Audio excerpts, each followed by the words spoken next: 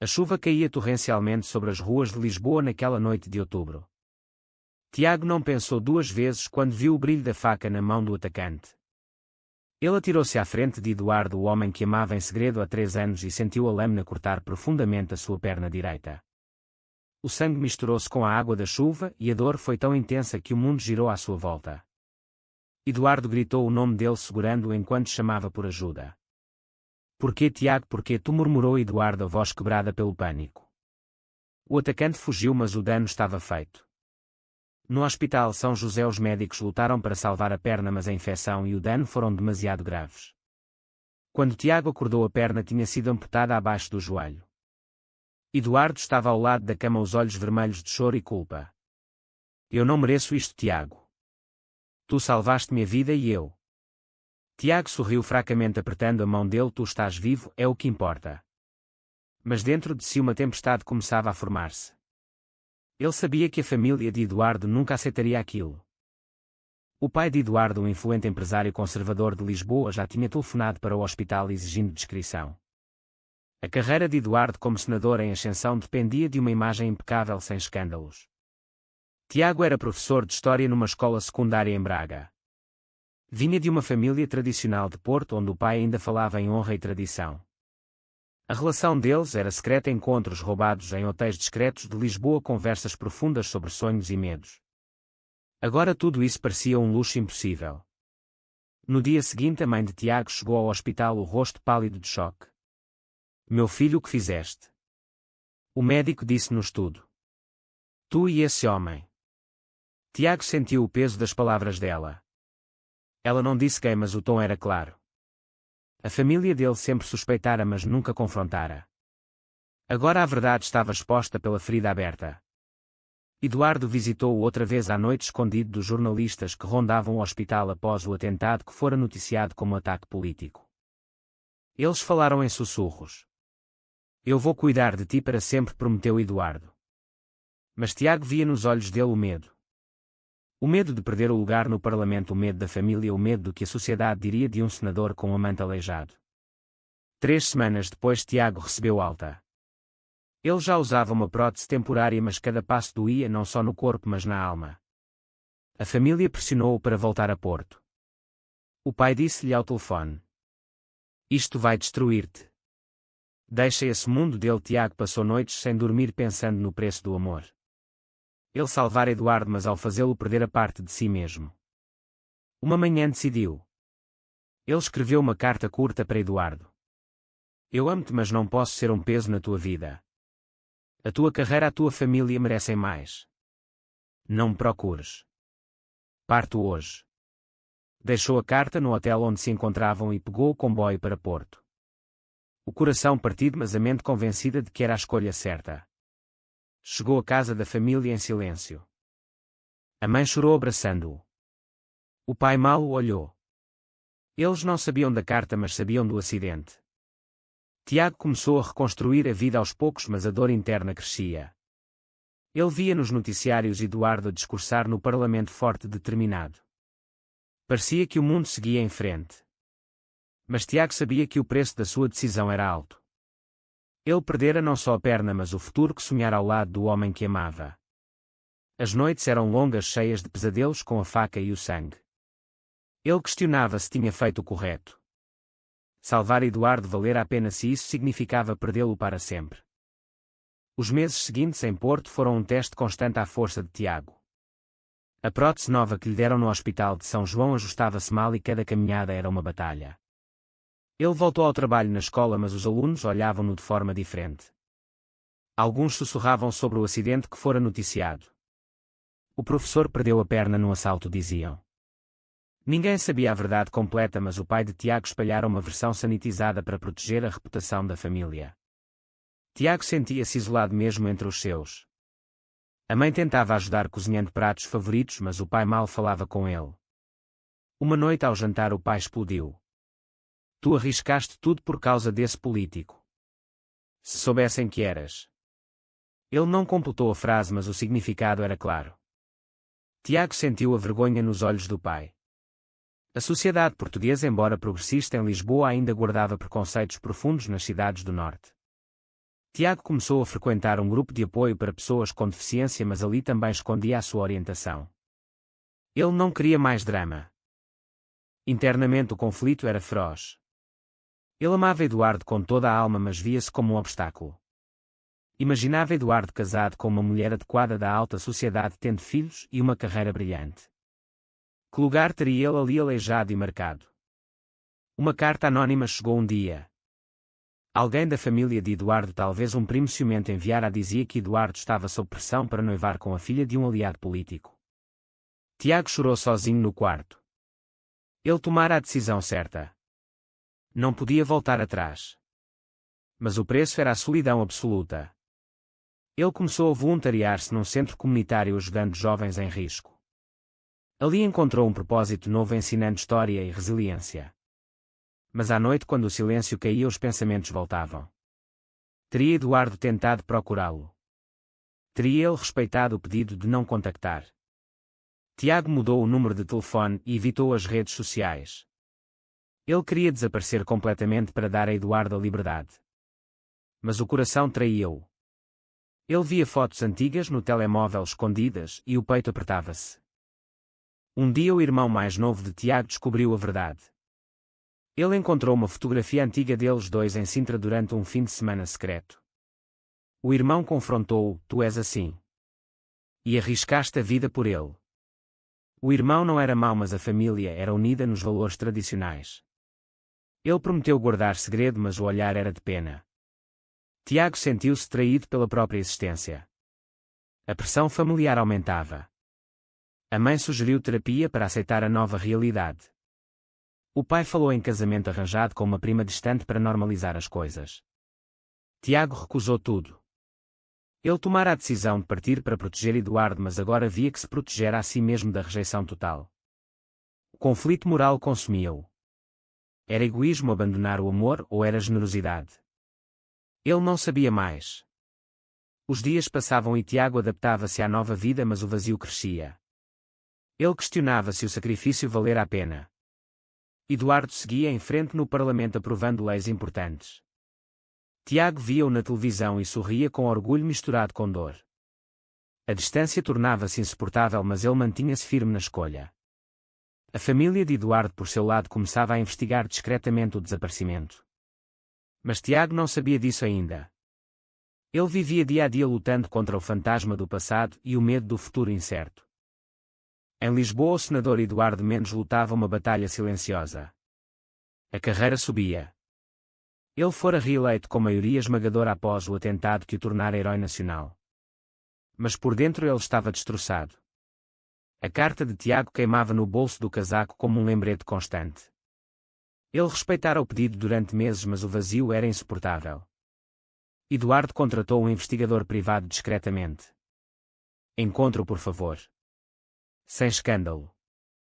O investigador descobriu que Tiago estava em Porto, mas os rastros paravam aí. Eduardo não dormia. As noites eram preenchidas com memórias dos momentos roubados. O primeiro beijo em Cascais, o riso partilhado nas ruas de Alfama. Ele amava Tiago como nunca amara ninguém. Mas a família pressionava-o. O pai de Eduardo, um antigo ministro, arranjara um jantar com a família de uma herdeira influente. "É hora de assentar", disse o pai. "A tua imagem precisa de estabilidade." Eduardo recusou, mas a pressão era constante. Um dia o irmão de Tiago ligou anonimamente para o gabinete de Eduardo. "O meu irmão sofreu muito por tua causa. Deixa-o em paz." Eduardo ficou chocado com a traição familiar. Ele percebeu que o círculo de Tiago se fechara contra ele. Ainda assim não desistiu. Começou a viajar para o norte com pretextos políticos. Discursou em Porto e Braga, sempre atento às ruas. Uma vez quase o viu num café, mas Tiago desaparecera antes. O conflito interno de Eduardo era profundo. Ele questionava se a carreira valia a perda do amor. Como senador, ele defendia direitos das minorias, mas nunca saíra do armário publicamente. O medo do escândalo paralisava-o. A imprensa começava a especular sobre a sua vida pessoal. Um jornal sensacionalista publicou rumores sobre um amante misterioso. Eduardo negou tudo em conferência de imprensa, mas a culpa roía-o. Ele traíra Tiago ao deixá-lo partir sem luta. Uma noite bebeu demais no gabinete e chorou sozinho. Eu devia ter lutado por nós. O investigador trouxe novas pistas. Tiago trabalhava num centro comunitário. Eduardo planejou um encontro casual, mas o medo venceu. E se Tiago o rejeitasse? E se a família de Tiago o destruísse? A traição veio de dentro. Um assessor de Eduardo descobriu as investigações e alertou o pai dele. O velho Mendes confrontou o filho num jantar familiar. Acaba com esta loucura. Esse homem arruinou-te uma vez. Eduardo defendeu-se pela primeira vez. Ele salvou-me a vida, pai. Eu amo-o. O pai ficou em silêncio, mas os olhos diziam tudo. A família cortaria o apoio financeiro se o escândalo explodisse. Eduardo viu o preço da escolha. A sua ascensão política dependia de alianças conservadoras. Mas o amor por Tiago era mais forte que tudo. Ele decidiu intensificar a busca. Contratou mais gente e começou a publicar mensagens codificadas em redes sociais. Tiago, se estás a ver isto, volta. O país seguia em frente, mas Eduardo parara no tempo. O drama interior consumia-o. Era certo sacrificar o amor pela carreira ou o verdadeiro amor exigia sacrifício total? Ele não sabia, mas a busca continuava incansável. Tiago sentiu o cerco apertar-se. Um dia no centro comunitário em Porto, um estranho perguntou por ele. Dizia ser jornalista, mas os olhos traíam outra coisa. Tiago fugiu para casa e trancou-se no quarto. A família notou o nervosismo. O irmão confessou. Eu liguei para ele. Para te proteger. Tiago sentiu a traição como uma facada. O próprio sangue contra ele. A mãe chorou. Filho, deixa esta vida. Arranja uma boa rapariga. Tiago explodiu pela primeira vez. Eu não escolhi amar um homem. Eu escolhi salvar a vida dele. A discussão foi acesa. O pai ameaçou deserdá-lo. Tiago saiu de casa naquela noite com uma mala pequena e a prótese doendo a cada passo. Ele alugou um quarto pequeno num bairro periférico. A solidão era total. No trabalho, o diretor chamou: recebemos uma chamada anónima sobre a tua vida privada. Tiago defendeu-se, mas o dano estava feito. Ele perdeu horas de aulas. O conflito moral atingiu o pico. Ele salvara Eduardo, mas ao partir destruíra a própria vida. Valer a pena? Ele questionava tudo. Uma carta chegou pelo correio. Era de Eduardo. Encontrada por um intermediário. Tiago, eu procuro-te há meses. Perdoa-me por não ter lutado antes. Encontra-me no Parque de Serralves no sábado. Tiago leu e releu as palavras. O coração acelerou. Ele queria ir, mas o medo paralisava-o. E se fosse uma armadilha? E se Eduardo só quisesse fechar o capítulo? Tiago passou a semana em agonia. Ele caminhou pelas ruas de Porto pensando nas escolhas. A sociedade mudara, mas não o suficiente para um senador gay com um amante aleijado. A família dele nunca aceitaria. Eduardo arriscaria tudo. No dia marcado, Tiago foi ao parque. Escondeu-se atrás de uma árvore, vendo Eduardo esperar nervoso com flores na mão. O senador parecia mais magro, mais cansado. Tiago sentiu o amor voltar com força. Mas virou-se e partiu sem se revelar. A decisão custou-lhe noites de insônia. Ele traíra o próprio coração para proteger o outro. Eduardo esperou horas depois, partiu derrotado. A busca continuou. Eduardo confrontou o pai novamente. Eu vou encontrá-lo e vou assumir tudo se for preciso. O pai ameaçou cortar o apoio político. Eduardo viu o preço. Mas pela primeira vez escolheu o amor. Ele publicou uma declaração sutil num jornal. Agradeço ao homem anónimo que me salvou a vida. Sem ele eu não estaria aqui. Tiago leu a notícia e chorou. O cerco fechava-se. A família de Tiago descobriu a carta e queimou-a. O irmão disse-lhe: ele vai destruir-te. Tiago sentiu-se preso entre o amor e o dever familiar. O drama atingiu o clímax quando Eduardo apareceu no centro comunitário. Eles olharam-se nos olhos pela primeira vez em 2 anos. Tiago fugiu, mas Eduardo seguiu-o. Espera. Eu amo-te. Não me deixes outra vez. A conversa foi dura, cheia de acusações e lágrimas. Tiago gritou a dor da partida. Tu mereces uma vida sem escândalo. Eduardo respondeu. Sem ti a minha vida é o escândalo maior. Eles separaram-se novamente, mas a semente da reconciliação estava plantada. Tiago questionou todas as decisões passadas. A família pressionou mais. O pai teve um ataque de coração após uma discussão. Tiago sentiu-se culpado. Era o preço das suas escolhas. O reencontro aconteceu numa tarde chuvosa em Lisboa. Eduardo localizara Tiago através de um amigo comum do centro. Eles encontraram-se num café discreto perto do Tejo. Tiago tremia ao ver Eduardo entrar. Os anos tinham marcado os dois. A prótese de Tiago rangeu quando ele se levantou. Eduardo abraçou-o sem palavras. Eu procurei-te por todo o lado, murmurou. Tiago chorou no ombro dele. Eu parti para te proteger. Eduardo afastou-se olhando nos olhos. Protegeste-me da vida. Sem ti eu sou metade. Eles falaram horas. Tiago contou a pressão familiar, o isolamento, a luta diária. Eduardo confessou a culpa, a busca incansável, o confronto com o pai. A carreira dele estava em risco. Um escândalo gay podia custar-lhe o lugar. Mas Eduardo decidira. Eu vou sair do armário se for preciso. Tiago recusou. Não destruas tudo por mim. Eles discutiram os dilemas morais. Era certo Tiago ter partido para não ser peso ou fora egoísmo, evitar a dor da rejeição. Eduardo argumentou que o amor verdadeiro lutava junto. Tiago via o preço que pagara a perna à família partida à solidão.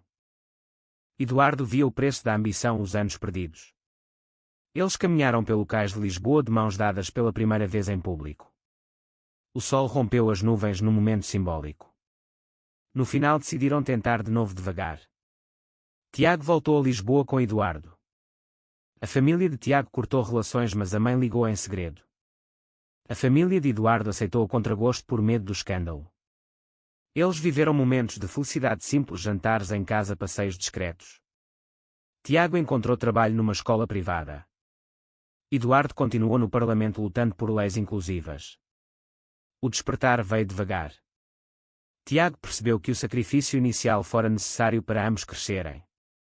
Mas o amor verdadeiro exigia ficar e lutar. A história deles tornou-se lenda silenciosa entre amigos. Anos depois, num passeio em Cascais ao pôr do sol, eles abraçaram-se como no passado. O sorriso de Tiago era genuíno pela primeira vez. Mas a pergunta permanecia no ar para todos que ouviam a história. Foi correto Tiago ter partido após perder a perna para proteger o futuro de Eduardo, ou o amor verdadeiro deve enfrentar todos os preconceitos e pressões juntos, sem nunca abandonar o outro? O que achas tu?